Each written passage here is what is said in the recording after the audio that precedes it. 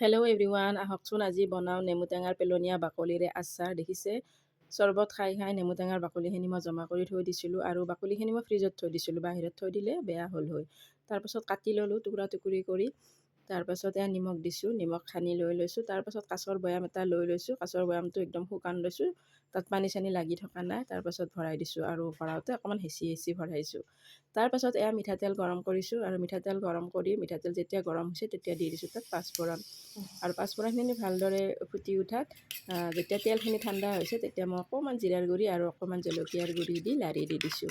আৰু তেলখিনি একদম ঠাণ্ডা হ'ব দিছোঁ, গৰমেটো একদমেই নিদিব, নহ'লে আচাৰখিনি তিতা তাপত খাব নোৱাৰিব। তেলখিনি একদম ঠাণ্ডা কৰি মই ঢালি দিলোঁ। তাৰপাছত 4 দিন পিছত আপোনালোকক দেখুৱাইছোঁ ঢাকনি খুলি। মই ইয়াতে দি দিছিলোঁ ভিনেগাৰ 2 চামুচ আৰু ভোট জলকীয়া এটা। দেখিছে কি ধুনীয়াকৈ কোমলিছে আৰু হাতেৰে ভাঙি দিলেই ভাঙি যাব আৰু খাই কিন্তু খুবেই ভাল লাগে। দাইল ভাতৰ লগত এনেদৰে পেলনীয়া নেমু টেঙা বাকলিৰে আপোনালোকেও আচাৰ বনাই থ'ব পাৰে, কিন্তু ভিনেগাৰ দিব। ভিনেগাৰ দিলে টেঙাটো আকৌ বেছি হয়। গতিকে যদি ভাল লাগিছে এটা লাইক কৰিব আৰু চেনেলটো ছাবস্ক্ৰাইব কৰি দিব। Bye bye.